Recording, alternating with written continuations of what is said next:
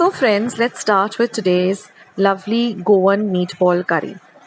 Now in the ingredients, we're going to use some whole spices and red chillies.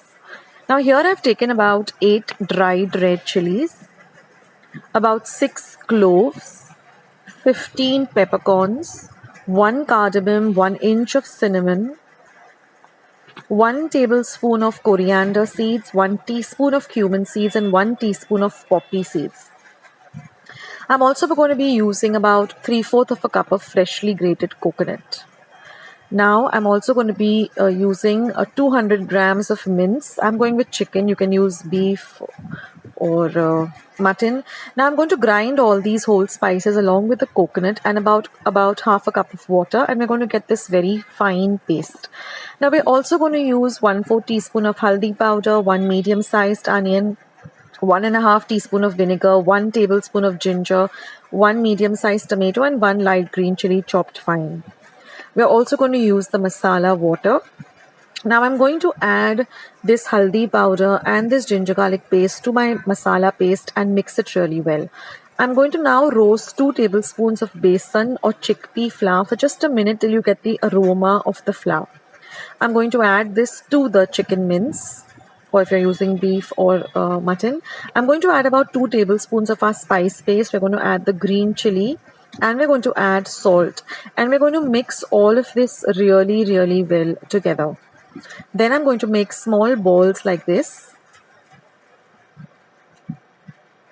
So with this 200 grams of chicken mince that I used, I got about 12 or 15 balls of meatballs, and that's enough for a family of 4.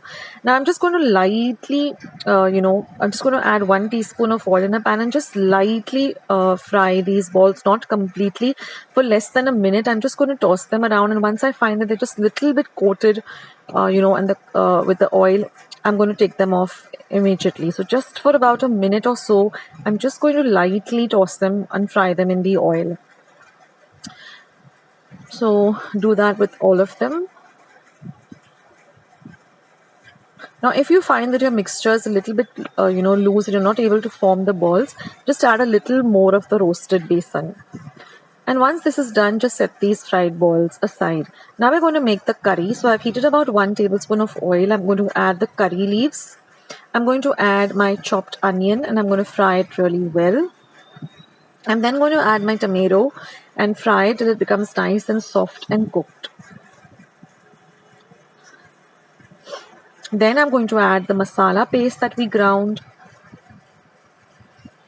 And I'm going to fry this masala paste for a whole 5 minutes, till you find that the masala starts oozing a little bit of oil. Now friends, all the ingredients along with the method is going to be down in the description box below, just below this video. So don't worry about noting down the amount of spices. Everything is given down below this video in the description box. So fry this paste really well. This is really key to getting the perfect meatball curry. And now we're going to add this masala water. This masala water is nothing but when you grind the masala in the mixer pot, you just put a little bit of water and clean up the pot. That's the masala water. It is full of flavors, so don't throw it away. Now I'm going to add just about half a cup of water, a little at a time, just checking, to what thickness I want the curry to. So accordingly, you add the water, whether you want a thicker curry or you want a thinner curry. So just add a little at the time, and keep mixing it. Now we're going to add some salt to taste. I'm also going to add a pinch of sugar. And then I'm going to add the vinegar. Now same with the vinegar also, just add according to your taste. Mix everything together and just give this curry a little bit of a taste, whether you need to add more salt, whether you need to add more sugar, more vinegar. And now once the curry is all done, you're going to gently add these meatballs into the curry.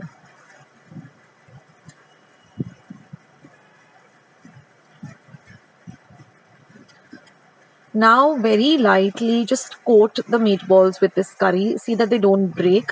And now since we have lightly fried them in the pan, they don't disintegrate. So, that's a good idea. So cover and cook this for about 5 minutes on a low flame. And that's it, friends. Your, curry is all ready. You just garnish it with some lovely chopped up coriander. And this goes amazingly well with some pulao or even some pao. It's just amazing. So do give this recipe a try, guys.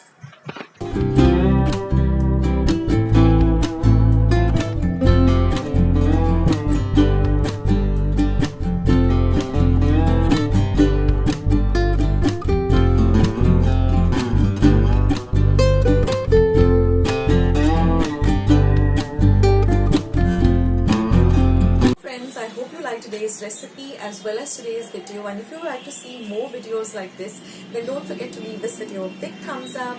Also, by clicking the thumbs up icon, also don't forget to subscribe to my channel and become a part of Akshata's recipes. Once you have subscribed, there is a small little bell icon that will pop up, so just click on that. That way, whenever I put up a new recipe or a new video, you get a message for the same. So on that note, I'll say bye and I'll catch you in my next video sooner than you think. This is Akshata saying bye, take care, stay healthy, stay fit, be kind and loving to one another. So till we meet again, bye.